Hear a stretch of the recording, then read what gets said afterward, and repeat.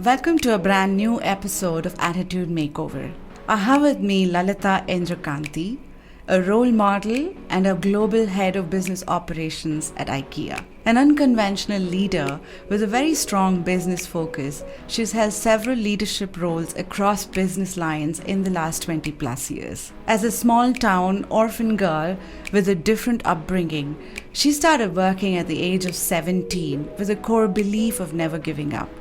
She explains how the onus of decision making was all on herself right from a very young age, and that has helped her rise through the ranks in her career. Getting into the details of her career, she talks about how it took her about 4 to 5 jobs to figure out and shape her career based on what she really wants to do. Another very important aspect that we touch upon is about just being a woman in a workforce today.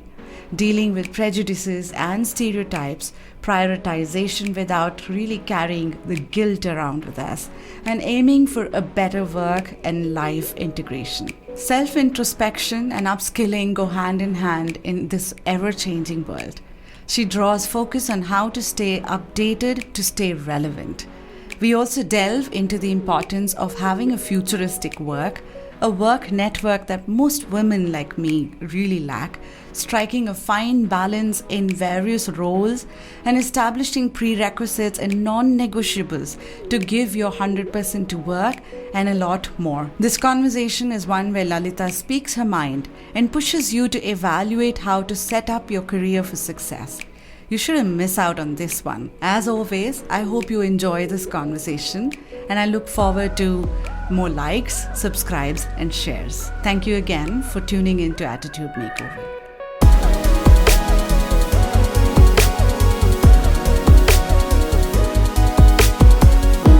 Lalitha, I couldn't have chosen a better companion to have this conversation. Honored Thank to be you here. so much.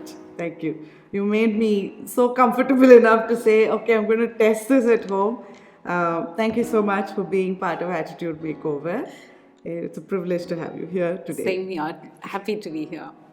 So, I think the main reason I was hooked on and I really wanted to have you in my show or my conversation is the journey that you've gone through.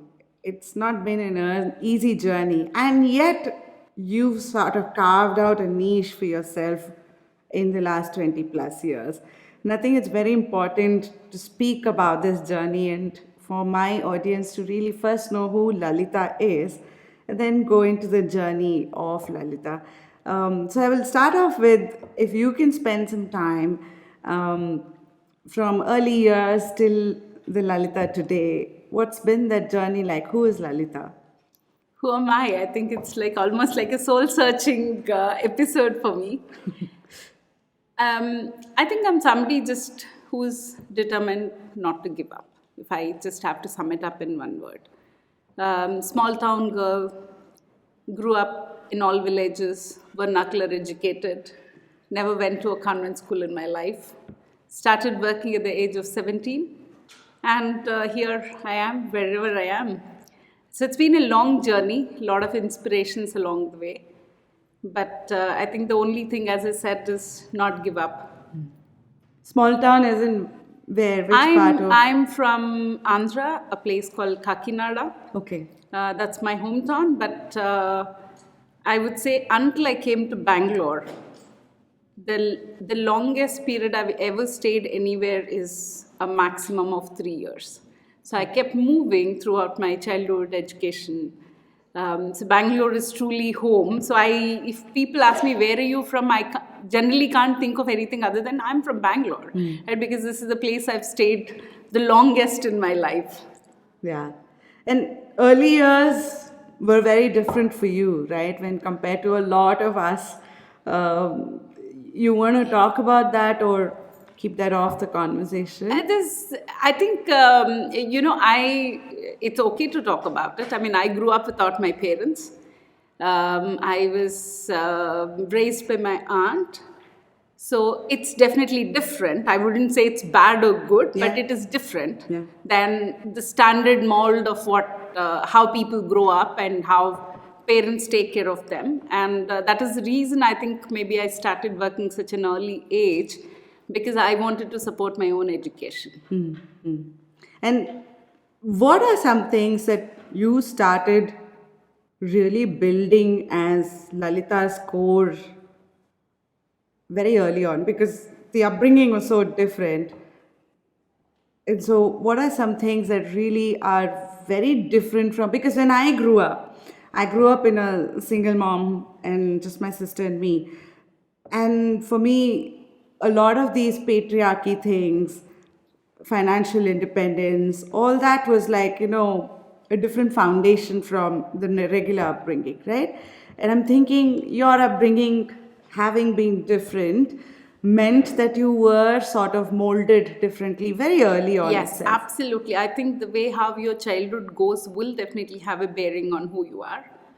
For me, if I now look back and think about it, what has been different is, one thing is definitely independence, decision making. I think that is because growing up, nobody made decisions for me. And similarly, like you said, a single mom kind of. My aunt was a single lady, so she was going to work, and at a very young age, I had to make decisions because nobody else is making for them. So it becomes such a part of your DNA in terms of decision making. When I came into the corporate world, or when I started working, it wasn't difficult for me because I'm just used to making decisions. So the leadership qualities is something what you pick up when you're growing up. Depends on the kind of the circumstances you are in. What kind of early decisions did you have to make? Anything, right from grocery shopping. And my aunt never bought me clothes. She takes me and said, pick what you want. So deciding what you want, I think, is one of the biggest challenges for a lot of people in life. Wow. Yes. Even when they grow up, right? What do I want? That I'm so used to doing it. What do I want? Thinking about it right from the time probably I was 10-year-old. So that helped me a lot as I grew up. That also led to deciding what you're going to study, where you're going to study, everything? I think studies probably happened by circumstances. But I would say what I studied did not stop me from becoming who I want to be. Because I'm not limited by my education. I'm here despite of my education. True. So, from 17, after your schooling and your early years, walk me through how you landed up with Ikea today. I think in anybody's career phase, there are different stages, right? When you pass out or when you start working, you get a job. I think it took me probably 4 jobs to figure out what my career is, right? Because in the early stages of your life, you work because of the circumstances, because that's what you get. Or people tell you this is good for you more often than not. Yeah. Those are the kind of the decisions that determine what is good, to be in. What is a good career? What is a good? A very less number of people have the privilege to decide what they really want to do. Yeah. But as you grow up in your career, you will either by establishing your financial stability or your needs are met for various different reasons, you end up at a place where you can choose what you want to do rather than do what is given to you. Yeah, so it took me, as I said, probably 4 different or 5 different jobs before I ended up with consulting at SAP. Then I really started, I wanted it, so I went for it, I got it, and I've enjoyed it. So from then, I think my career has taken a different shape, and doing the kind of the roles I wanted to do, joining the kind of the companies I wanted to work for. So I would say it's 2 kinds of, my first 8 years of my career, I would say, is that the novice are, do what is given to you, do what pays you, from choosing what I want to do from probably my SAP onwards. Okay. So the early years were like really creating that foundation for you to then carve out a portfolio of this is what I want to do, but really getting yourself comfortable in a position where you can then make It's these important, choices. right? I mean, when your needs are not met, if you're not financially independent, you can't afford to have choices. Then you do what is given to you. And you said you came from you had to learn English in the beginning. Yes. How did that happen? Like, was it after did you do your engineering or No, I did my commerce graduation. Okay. But I think for me, the English happened because very young age, when I was probably 16, I was fascinated with the whole world of computers. That's the early stages of probably computer education. I wanted to go and join NIT.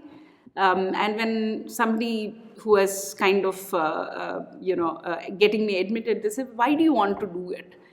I remember saying that it's an ever-changing field. There is always something new to learn. That is what really attracted me at that point of time.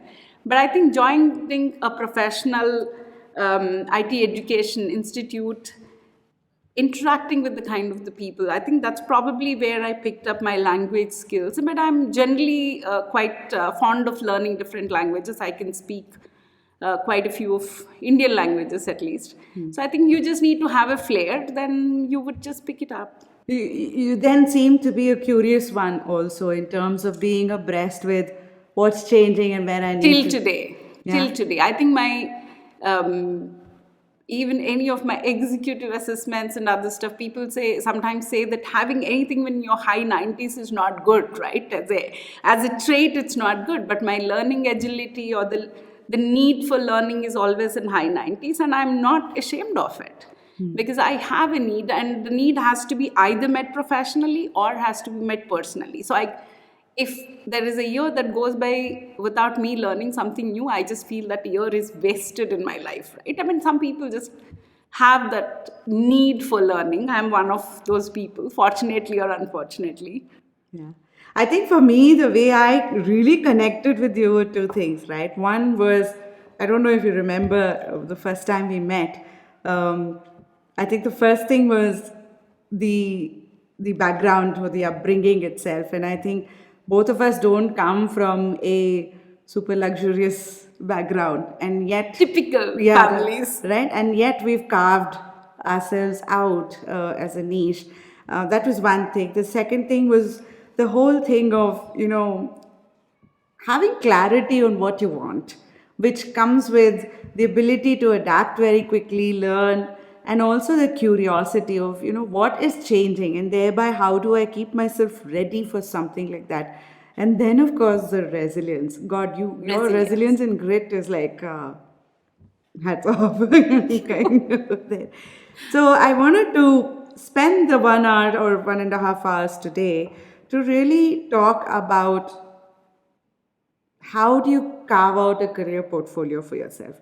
I wanted my audience to first understand who Lalitha is. It's not like a privileged background. It came from grassroots to who you are today.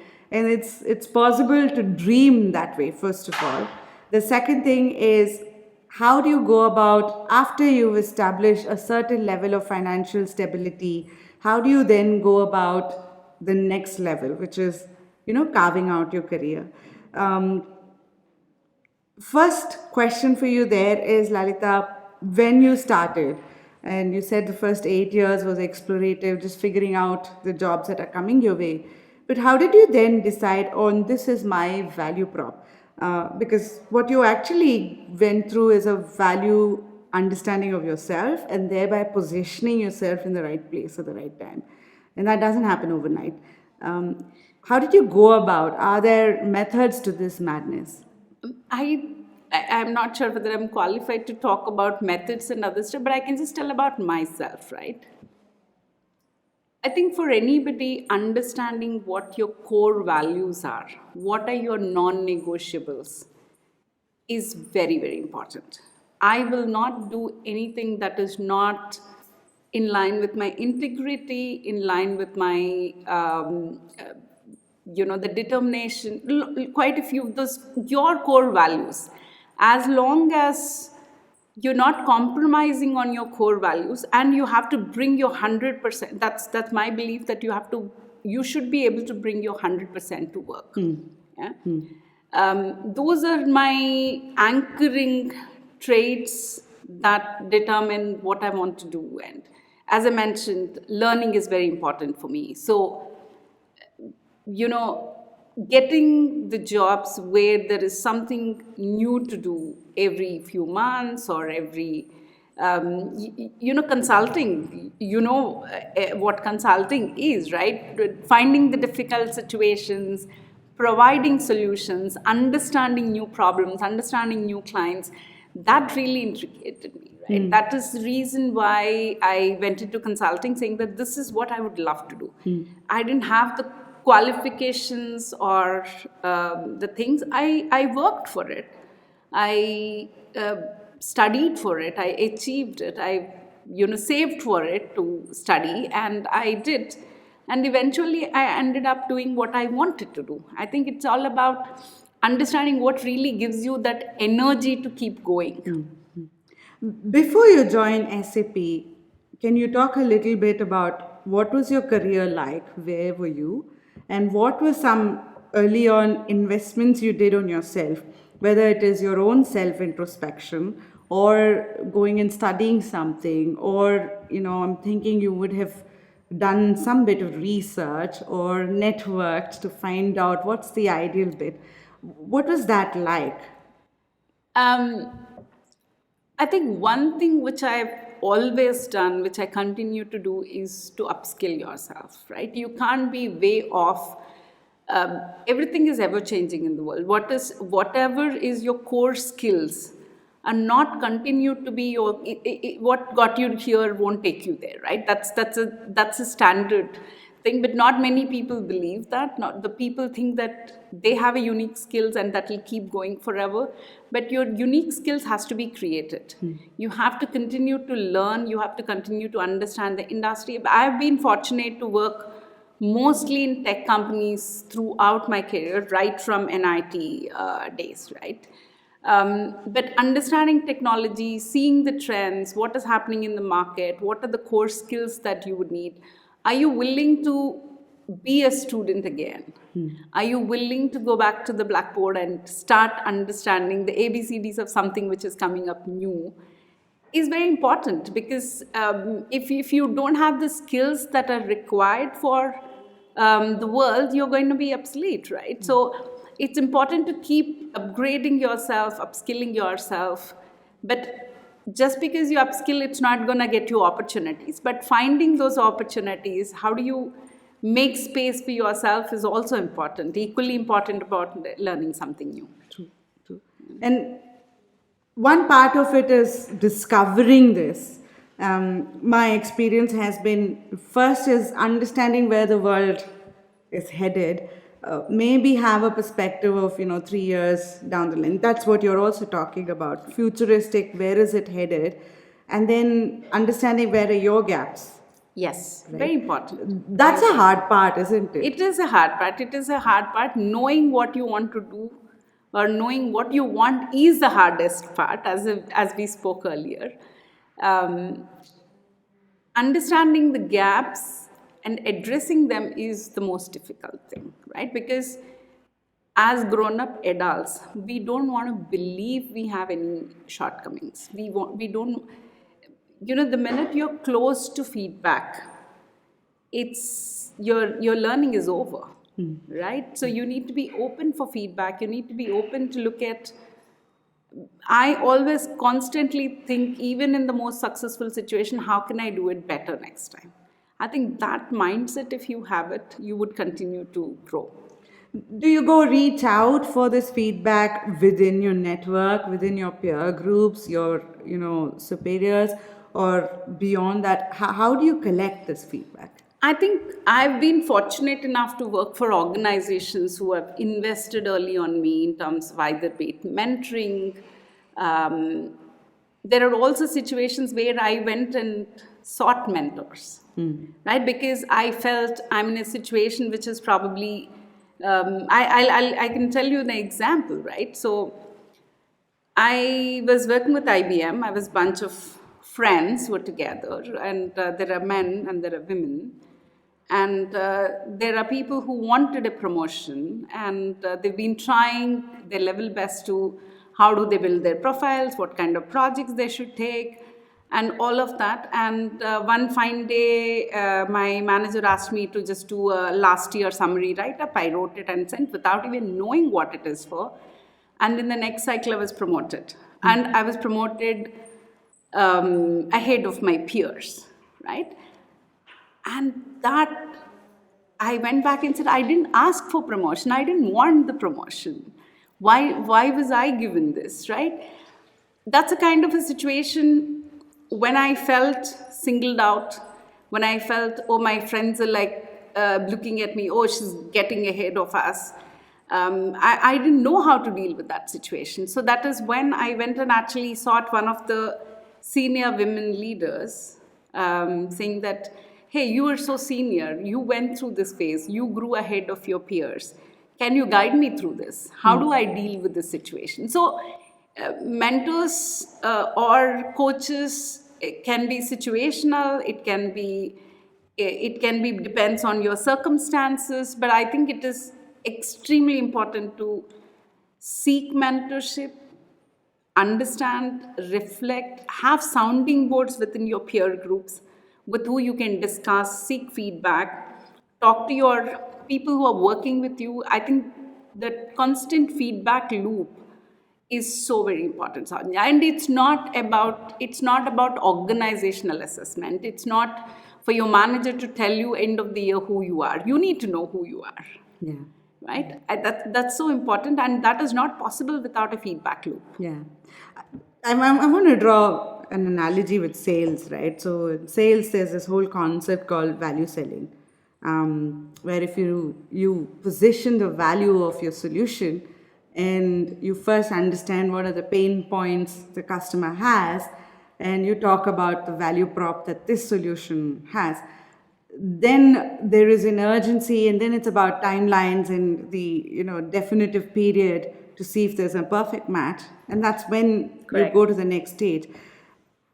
I sometimes wonder why we don't look at ourselves as a value selling, us as a product or a value prop, Absolutely. and thereby then have a conversation of, hey, this is who I am to what you're talking about.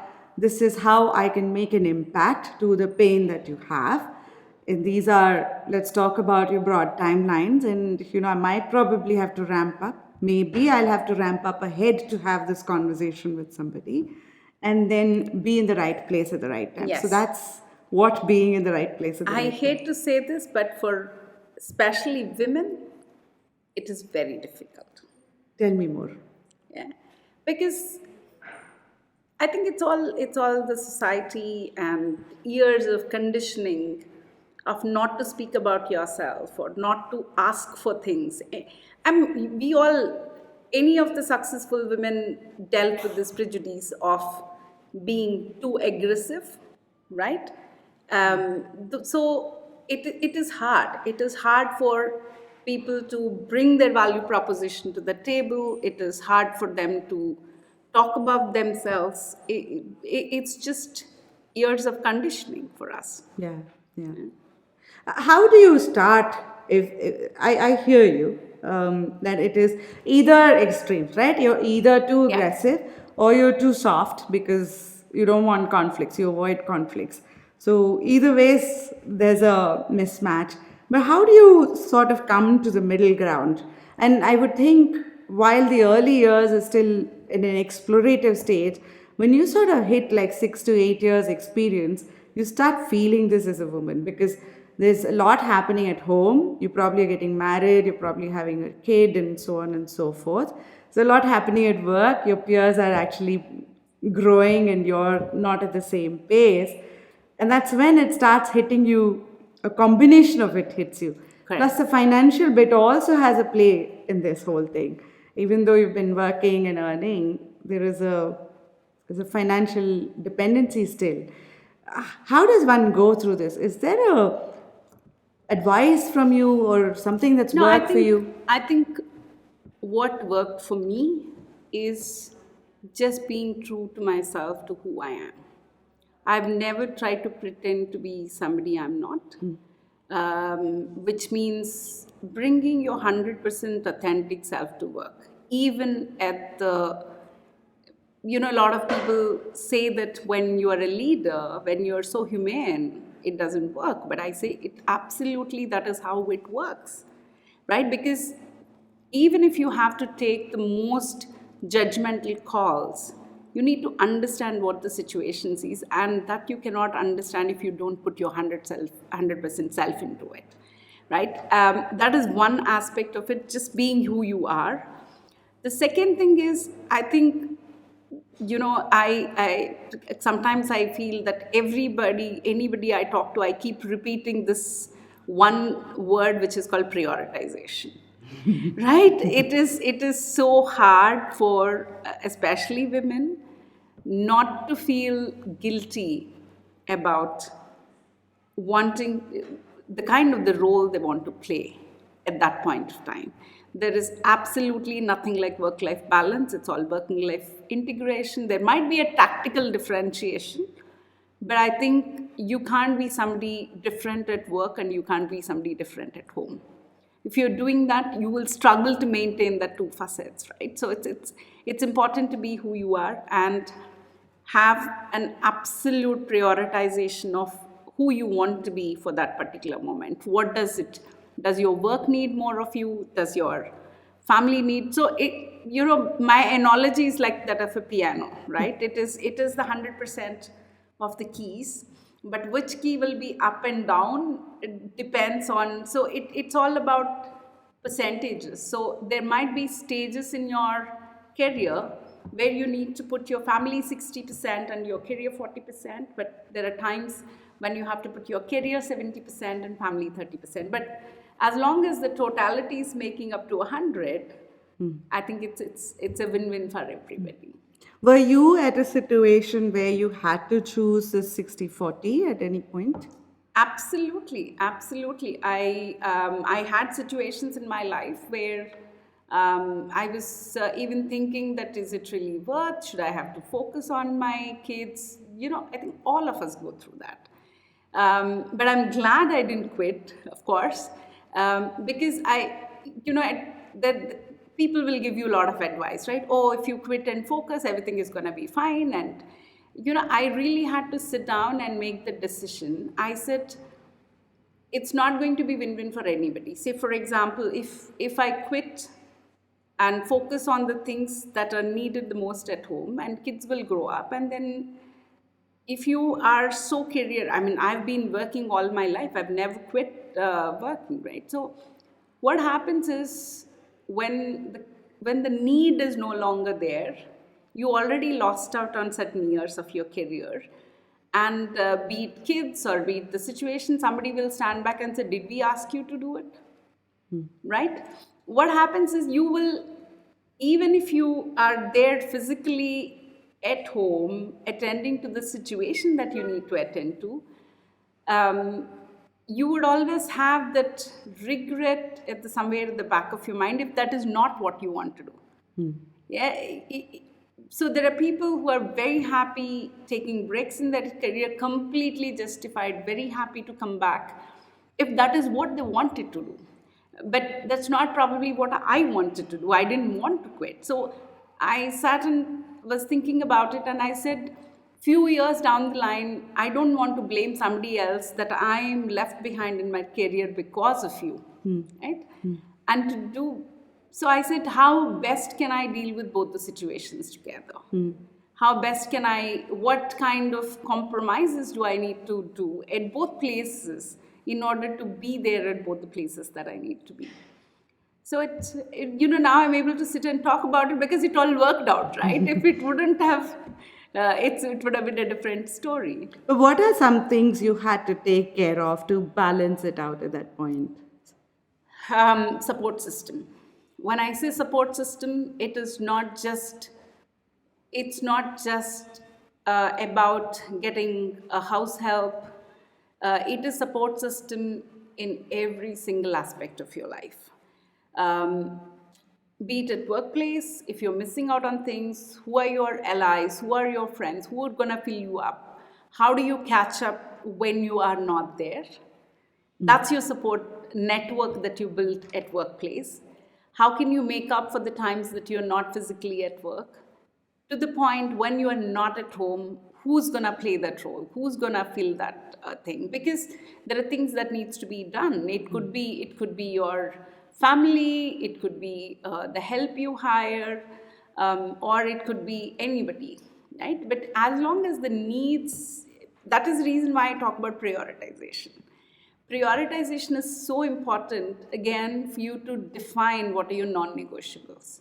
While my kids were growing up, putting them to bed, that half an hour with them was very important for me. So I would block my calendar and I will not take any calls that half an hour unless it is like emergency and something is burning, right? So being clear about it, being explicit about it, and if I don't do that, I will feel guilty. I didn't want to do anything that makes me feel guilty. So it's all about your complete guilt management.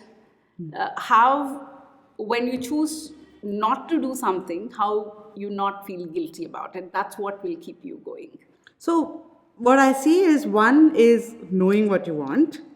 You start off with that, having clarity of Absolutely. that. Then prioritizing, building this allyship or the support network. It's also what you're talking about is setting expectations. So important. Right. So very important. So very important.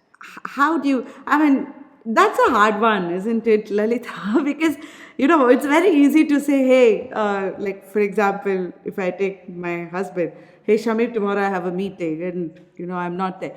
It's not that simple. It's about setting expectations, but at the same time, I think as long as the way how I look at it, Sajanya, is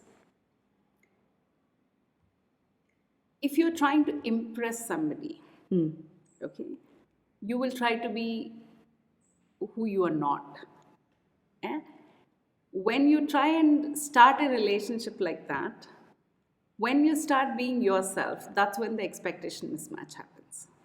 So that's the reason why I say bringing your 100% authentic self to the table in any situation, not just workplace. It is also at the family level. When I got married, I think that's the best piece of advice that I've got with, about the mother-in-law relationships, right? Saying that just be who you are. And if I can't, I cook well, but it doesn't mean that every day after 10 hours of work day, I can come and cook.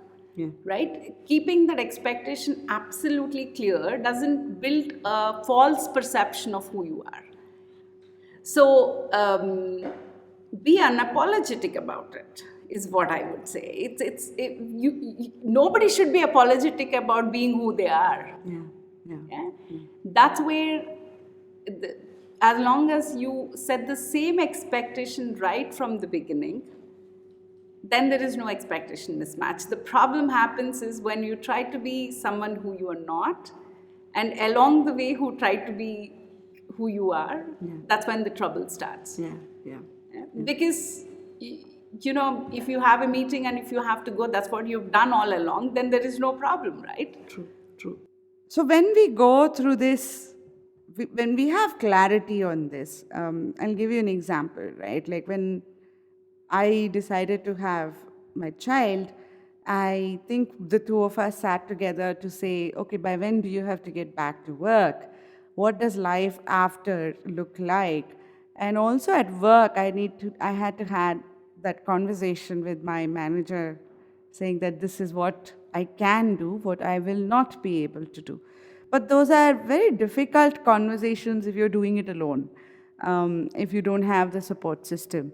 If you've not figured the full bit, or even if you've figured and you don't have the support system. So, Lalitha, my question there is, how much detail do you go into, and how do you have these conversations? What are some immediate conversations you need to be having? My fundamental philosophy is if you don't ask for it, you won't get it. Okay? And a lot of people have problem in asking for it, right? I think that's especially as women. So, the choice is yours. If you don't ask for it, what are you going to lose and what do you have to live with?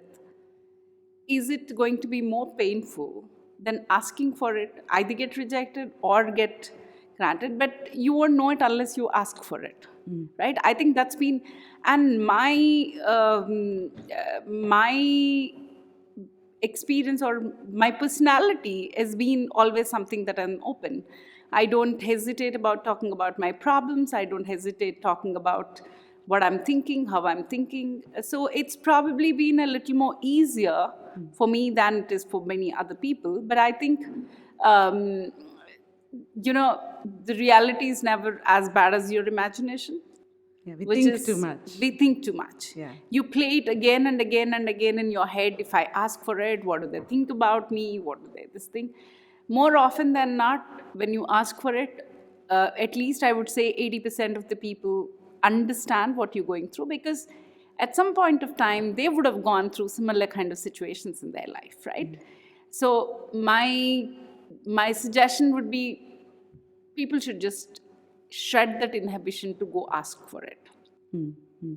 I think it goes back to what you talked about as well. When you're giving your 100%, and then you're with all honesty saying, hey, I want to give this 100%, but these are some things that these are my prerequisites, these are my non-negotiable, this is I can do and this is I cannot do. And especially the kind of situation you are describing is not a permanent situation. Thankfully kids grow up, right? They don't need you all the time. They need you, but it is in different formats. So, remembering, putting things in perspective and remembering that this is not forever. This is a transitional phase of your life. And putting that in perspective in a long career of 30, 40, 50 years, I don't know, right? What does this 1 year mean to you? Yeah, putting that in perspective for yourself and for the organization, it is very important. Very true. And it's not just a woman's thing as well. No, it is right? not. It is holds not. good for a man as well. Absolutely. But given the kind of the expectations people have, it is more often than felt as a women's thing, right? Men have different needs. It could be aging parents, it could be growing up kids who need their time. So it's not just a women's problem. And I think the advice goes even for men, that maybe men are a little more okay to go and ask for it because that's how they're trained from the childhood, right? But I know men who can't ask for it either. They feel less guilty asking for it. I think we carry a lot of guilt. I do Exactly, agree, because for me, it used to be these lunch hours, right? So I wanted to pick my child from school because that's the time she's coming out of the 2-hour pre-primary thing, and she's looking forward to home, and I wanted to be there with her, and which essentially meant I blocked those calendar slots. But in spite of that, something would come and I would be like, hey, can we please do it this time? And then go back and have the conversation again to say, can we please block this for me? And I think it's very important to have those kind of conversations. I think probably it is a lot more in India. Because I work with my team across the world. None of my reportees feel any kind of obligation to say, oh, morning time, this meeting, I cannot do it because I have to drop my child to the school. It's a simple matter of fact for them, right? The guys just don't hesitate at all, right? And I don't say, why can't you do it? It's a working hour, and because you just have to understand and move on. But that also then means, to your earlier point of building that support allyship, that allyship also needs to understand what are some of the challenges. Absolutely. It's not just look at it as, oh, she's not available in these 2 slots. It's not that. She's That's not. why it's allyship, right? Yes. It's a network. It is people who understand what you're going through and be there for you. Yeah. Now that we've covered that aspect, Lalitha, I want to go into value positioning. So, at some point, you decided from NIT, was NIT the longest stint, or after NIT, before SAP, you went? No, I've had different, my first 8 years I've had different companies. My longest stint so far has been IBM Okay. for a decade. Which was after SAP? Or Yes, after SAP. So, when you switched gear from NIT and the other companies to SAP, that's like switching from coding to consulting, which is like a complete, like me going from, product engineering, product management to sales. It's like two different spectrums itself, sides of the spectrum.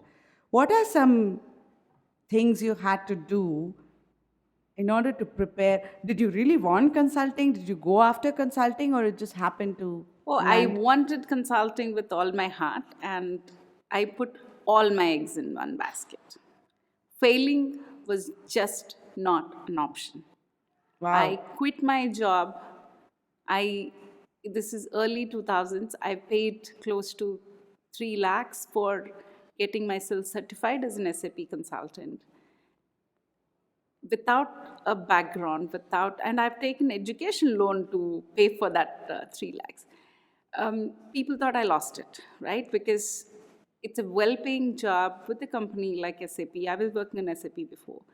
Who would do that? But for me, if you don't give your 100%, I never hedge my bets, right? That might make me vulnerable, but that's who I am. Because unless I'm giving my 100%, at least I will not have any regrets. It may not work out, but at least I know I have given my 100% into what I really wanted. Yes, so taking that risk is a big part of what shapes your career. Because a lot of people don't take opportunities, don't take new roles, because they want to stick to something which is familiar to them, which is less risky, which will keep them going, versus exploring the uncharted territories, right? I think today, when people ask me what is one thing that made you successful, I always say that it is my complete risk-taking abilities and giving your 100%, not hedging your bets, and really going after with all you have. And then it just has to work out, right? Because you just don't failure is not an option. Yeah. Which then means that knowing your risk appetite and preparing for the flip side of that risk appetite is something you plan for in the early years. Absolutely. Like you cushion yourself around those risk fallbacks. It's not like you were assuming that there will be no failure. You went with the preparation that there's no failure. So I quit SAP fully knowing that I may not get a job with SAP as a consultant, right? But at that point of time, SAP is a great company. But again, that's where your networks come into play. I said, I know at least another 16 partner consulting companies. Somewhere I'll get a job. I want to do consulting. I don't have to work for the same company you're working for. But of course, I eventually ended up in SAP. That's a different story. But the whole point is, you can have an option B, but my option B was not very different from my option A. That is the reason succeeding was so important for me. So your option B was more mitigation plans exactly, rather than a different path, right? I mean, I didn't even think of failure as a possibility, right? Because this is what you want to do, but where you do it, as you rightly said, it might be a little deviation or have a mitigation kind of a thing, rather than you go get certified as a consultant and you will never get an SAP job. Like the odds were really low, right? And is it during this period that you really figured your value prop? I think somewhere I've always known what my value prop is. Of course, as I said, you have different jobs, but for you to make a career, you experiment a little bit. So for me, it's more of revalidation of what my value prop is rather than not knowing. Because as I said, the integrity, there are few things which are completely non-negotiable for me. If I don't have it at my workplace, I will not be able to work. So it's important that your ethos has to meet with the organizational ethos.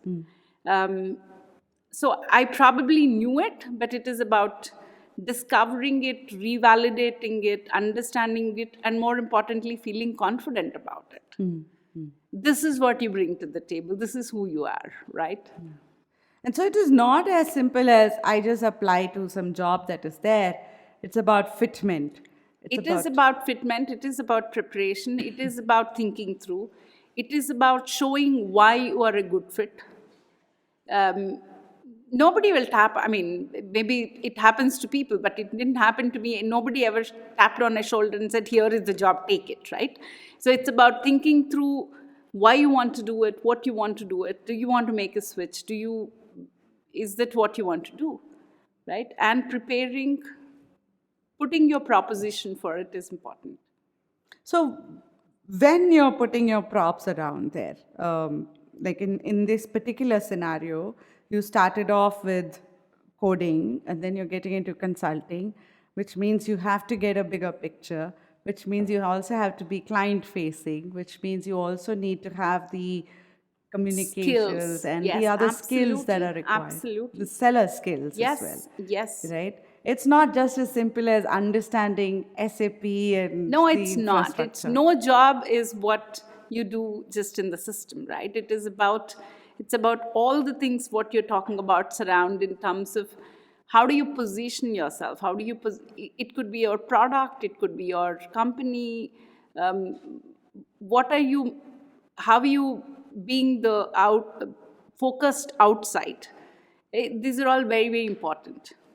So when you go in for a conversation, and of course now you're way beyond that people probably are coming to you, but in the early years when you're going into a conversation, you're not just another profile then that's coming in. You've evaluated fitment, you've evaluated the hiring manager's problem statements and how you fit in and how can you create an impact. Absolutely. I think it is very important. A lot of people who go for a new role or new job will not have 80% of the time will not have the clarity of why should they choose you. Sometimes, of course, it's an interview question and people might prepare it at a surface level, but if you don't have the conviction that I'm the right fit for this and I will bring my unique proposition to the table, you will not succeed on the long run. You might initially get the job, but either you will be unhappy or they will be unhappy. It just won't work out, right? People say it didn't work out for me. What does it mean? Yeah. What it means is that either you didn't think through it or you didn't make it clear on why you to the organization. Yeah. And there, do you interview the manager as much as the manager in the organization interviews you? May not be as much, but as I grew in my career, it is extremely important for me now to who do I work for? Yeah, if you don't have that chemistry, if you don't have that comfort factor, I will never take up the job. It's so important for me. Sometimes I've written even articles about it, that it's as good as a matchmaking, right? It's as good as choosing your partner. You're choosing your professional partner in this case. So it's very important that you choose the right manager. It's hard to understand everything in some interviews, and of course at our level it doesn't mean just it's not one interview, it will be a period of time, it will be multiple conversation, exploratory. But yeah, I do ask questions. I don't hesitate. Everybody gives an opportunity to ask questions and I don't hesitate. But the questions is not to figure out the facts, it's to figure out how the person who's hiring me thinks about it. How do they go about it? It is about more of an attitude towards something rather than, because hard facts, we live in an internet era, right? I mean, you Google about any company, you would figure out the facts, but it's not about the facts. It's about the plans. It's about how do you want to go about it? How is the other person thinking? What is their approach?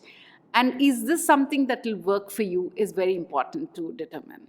So you ask these questions point blank during your conversations as to tell me a little bit about you. Like if I am the manager. No, I say, what are your plans? How were you thinking about it? They start talking, you pick up words from it. You pick up and say, asking that, why are you thinking about it like this? How will you go about it? How are you seeing that? More often than not, people say, oh, in 3 years we will become this and that, right? That's the standard. These are our growth plans. And so I usually ask, so what is important for you in this journey? What are the things that you look for? Yeah? So those are the things that tell you about a person, right? So it's important that, because if you don't have the comfort of who you work for, it's not going to work out. Yeah. Now, as part of heading global operations for IKEA, that's a much larger landscape. What is a worldview in that role like? Worldview is, I think it's not specifically about Ingka or IKEA and other stuff, but I think it is also about organizational appetite of having an Indian woman head something which is big. But of course, your experience or your past, what you've done is what brings you to the table. But your experience shouldn't determine what you should do with an organization, because aligning with the organizational DNA, understanding the organization, how they do it, and how that becomes very, very important to move the needle forward. Yeah? Otherwise, you can't be really, a lot of time your experiences drive your behaviors, but I think it is equally important to understand the culture of an organization, understand the DNA of the organization, what clicks, what doesn't click for a particular organization is very important to move it forward. Yeah. And I think that's another aspect of value selling again. Exactly. Right? Because one part of it is, what do I bring to the table? And there'll be many who will have that. Absolutely. They bring that value proposition. Very Why true. you? Very true. It's the Very fitment into the culture. It's the Exactly. fitment into... As you grow, and we talked in depth about the 8 to 12 years time frame where you're trying to find your value prop. Now there's a plane flying on top. I think you can start this question Again? Okay. So as you grow, we've talked about the 8 to 12 years, but as you grow, the mid to senior, that migration is not an easy, threading phase either. It's going again. It's like coming back for you, right? I tell you. I like the way both of you are like, okay, one more sound. She started wiping upstairs. Smiling is like, what? Okay. So we've talked about the 8 to 12 years and how do you sort of identify your value proposition and how do you position yourself. One of the things I have seen is throughout a career, the mid to senior management, that migration is not an easy path. It's a lonely one as well, because to your point, you're sometimes ahead of your peers, you're sometimes behind your peers, you've got a lot of self-doubt. On a personal front, there's a lot happening during that time. You have children, aging parents, your own health, your own career projections and aspirations. It's a lot happening there. And like you said in the previous bit when you talked about the bigger picture, the global role, it's about fitment. It's not just what value prop you come with, because all of us come with a lot of value props. It's also about the right fitment from a culture perspective, agility perspective, priority, mindset. How do you go about preparing for that journey? I think the biggest shift one need to make when you are entering into the senior roles is you have to really cognizant about the fact it's no longer about you. What makes you successful doesn't depend on your own capabilities, but it is also about the kind of the team you build, how you can get the team to work together, how you can make that entire, it's like a jigsaw puzzle, right? You're just a piece of it. Understand, you might be the main piece of it, but understanding that unless everything else come together, you will not be able to show a picture. I think that shift in terms of being so dependent on your own skills into having the ability to recognize the skills, understand the talent, understand the ecosystem, understand the organization, and bringing it all together is really what makes that cut. Yeah? So it's hard, yeah, because so many times getting work done is more harder than doing it yourself. But you can't do it all, right? So it's, however frustrating it is sometimes, and it happens at every level, right? Even at personal level, sometimes it is so easy to do it yourself than explaining it to your cook or a maid, right? So, but you can't do it every day. So the consistency becomes an issue. Once you can step in and do it, but how do you consistently get work done, bring all these things together is very important. Understanding that and preparing for it, building that mindset that I need to now get things done rather than do it myself. How did you go about, Lalitha? Because consulting, it still is not a one-man thing, but there's a lot of heavy load on one individual, because it's your role is clearly defined in terms of what is a value prop you're bringing to the table. But from there to shift to this larger perspective, how did that happen with you? I think probably I went from consulting into project management, then I went into architecture, because you know how things work. And I think somewhere it's been a natural evolution for me. I think more often than not, my career progression has been because of the experiences I sought. Right? It is about, I've told you about wanting to learn something new. And every time you want to do something new, it's a new opportunity, it's a new difficult project, or it is a difficult situation, something nobody has done before, or nobody wants to do it. So you just, say, no, I want to do it. So I think seeking the experiences is what progressed my career, rather than running after promotions or running after growth. It is the various experiences that again makes you unique. Having that, building that credibility of having done difficult stuff, what takes you ahead. So you said you were an architect as well, a pure tech. Yes, it is tech. It's about designing the landscape or designing the future, working with organizations, looking at what should be the 3 years roadmap, what systems fit in, what doesn't fit in, that kind of stuff. This is the IBM. Yeah, this is my IBM phase. Yeah. And I think that marries the business to the technology side really beautifully. And then the project management teaches you how to sort of mobilize the non-authoritative actions to get a successful outcome. Absolutely. Right? Okay. And was that a gradual process? Was that like well thought of, okay, now I've learned this skill, now I need to go to this skill? Or yeah, I would be really amazed at anybody says my entire career has been planned. It doesn't happen, right? Things come your It's about when opportunities come your way, do you have that willingness to take it? Do you have that risk-taking ability? Do you want to do it, right?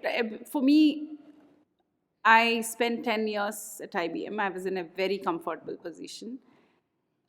Moving out and wanting to build a GCC, the Global Capability Center for Cargill, was again one of the biggest risks I've taken at that point of time, right? Because I was handling a very large team across different countries in IBM. And when I joined Cargill, nobody heard about the name, or very few people heard about the company's name. There was no office as well. We were working out of a business center. People said, why would you do that, right? For me, I felt that I've been on the services side for so long. I want to work for an organization to see how we can help with the experience of this. I still remember going and asking my husband, if I'm going to fail miserably, you will still continue to feed me, right? Right? That was because it's a risk. For a lot of people, if you say, of course, now the startups are a thing in the last probably 5 odd years. So people might still think startups are fancy. But however big Cargill was, it is a startup I was doing, right? Because it's right from setting up the organization structures, policies, processes, building, growing kind of a thing. So we wouldn't have imagined the kind of the growth we've had. And but I'm sitting here and talking about it because it's a success, but it is a huge risk as well.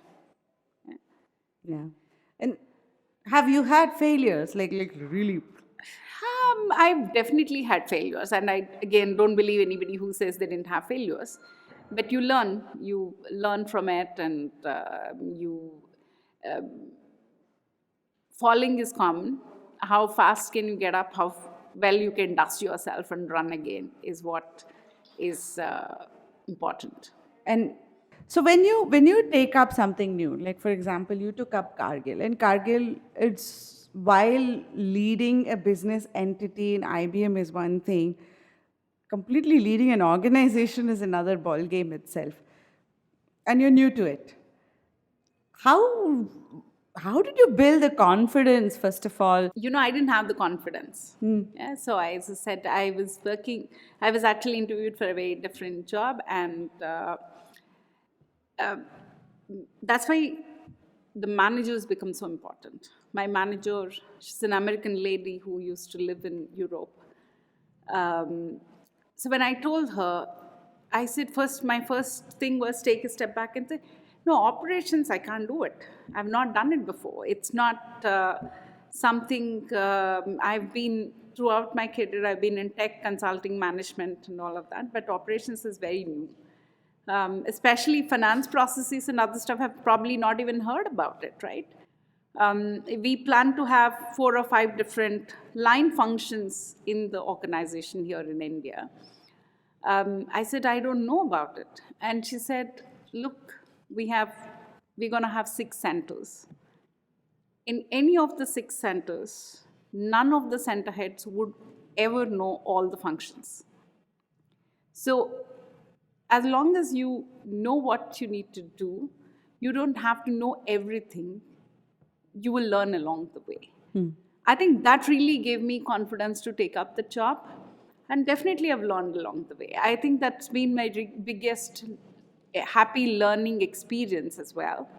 So that, because I've learned so much about operations, setting up, ramping up, setting up a culture, more importantly. That is what I'm extremely proud about today after 7 years, even after 2 years after leaving the organization.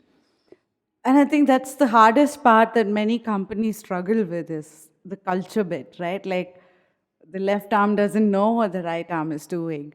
But you need, especially to transform with agility, you need a culture where you're so integrated and you're so hand in hand. I think for me, a lot of people say, oh, your business comes first. For me, people come first. Yeah? It's been my philosophy all along. As long as you do what is right for the people, they do what is right for the business. Business takes care of it itself. So if you don't have a happy workforce, you're not going to achieve anything, even if you have the best of the product or best of the world-class things to sell. Because the people who are doing that need to be happy to do it. So that is important. It's so important that you do what is right by the people. They will definitely do what is right by the business. What are some indicators for someone sitting outside, if I'm applying to some job somewhere, to understand this is more people-centered? I think it's about, of course, about the HR processes, policies. A lot of them speak for it. But I think you would know a lot about it, how when you walk into an organization, how the people around you are treated. Okay, if right from your receptionist to your office janitor or the security people are treated well, you know that is a people-centric organization. Saying right from the gate. Absolutely. Everybody has a job to do.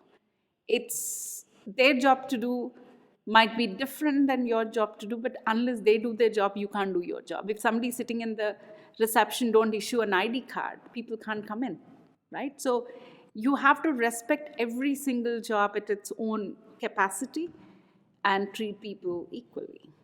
Yeah.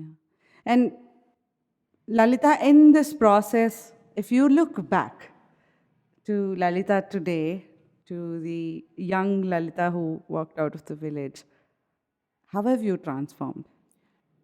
Many folds, right? And people ask me, what would be the advice you give to your younger self, right?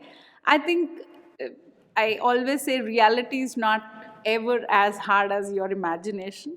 So worry less and live more. I think that's important, because you fret over things that neither has a meaning in the long term nor as bad as it is. I have transformed multifold, right? The things which are important for me to pick up fights about are no longer important now. You grow as a human being, as an individual, as a professional. You grow as long as you continue to learn. Yeah. Any advice for someone who's switching from a mid to a senior management role?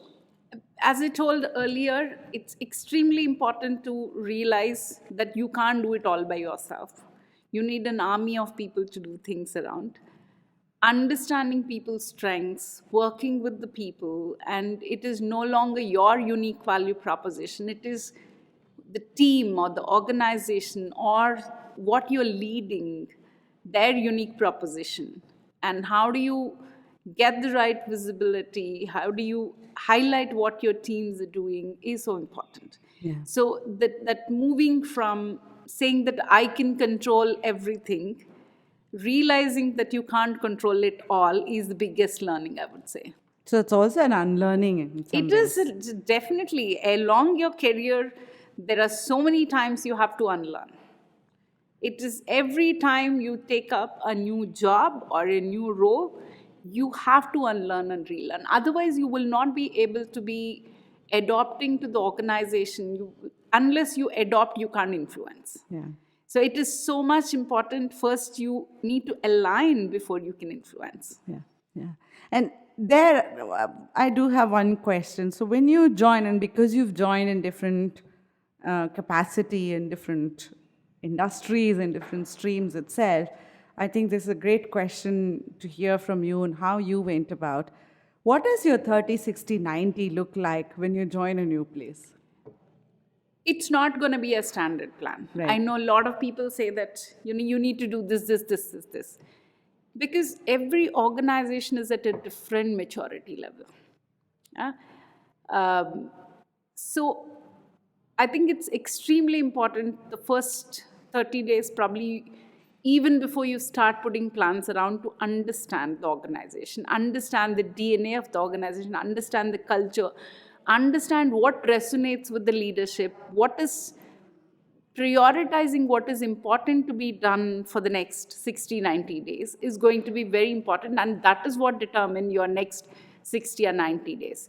So my suggestion would be, don't go with a fixed set of things that I'm going to do this. No, you have to first understand what is required, because what you want to do might be so big that they may not even be able to bite it. Yeah. Right? So it's important to see what is needed and then plan your next 60, 90 days is so important. So one is understand the culture itself, understand how the organization is structured, what is priority, what is the big picture. Absolutely. Internalize to see where you fit in, as well as what are things that you need to quickly ramp up. Quick Then wins, comes yeah. the quick wins and the larger picture. Absolutely. But if you start by, oh, my past organization, I did this. It will not work. Trust me, with my experience, I can tell you what you did in the past. If you try to replicate in a new organization, it won't work, because each organization is different. Yeah. What's the fun part of Lalitha? Fun part? Good question. I think, again, as I said, I'm absolutely authentic. So I love to have fun, meet people, meet outside the work. It's impossible for me to stay purely professional. So you need to build that personal relationship. You need to build that personal rapport. Go let your hair loose and have some fun as well, which is very important. What would your peers tell about Lalitha if we were talking to them? My peers, I think, of course, the experience and knowledge is what, this has been my feedback to me throughout my career in many executive leadership things, that I intimidate my peers. Okay, so I've learned now how to, that show off, how to control. You don't have to be the first person or the last person speaking in the room. I think that you gain along with your experience, right? As long as you are so much more sure about yourself, you will try to less exhibit who you are. Yeah. Because nobody else needs to know who you are. You need to know who you are, right? I think, my peers now would say she's experienced, she's knowledgeable, she's cooperative, she works well together in the teams. I think that's enough. Lalitha, thank you so much. Today's was a lovely conversation dwelling into the value prop of an individual and how you can shape your career itself. So thank you so much. So happy to be here. Thank you. Thanks. Thank you.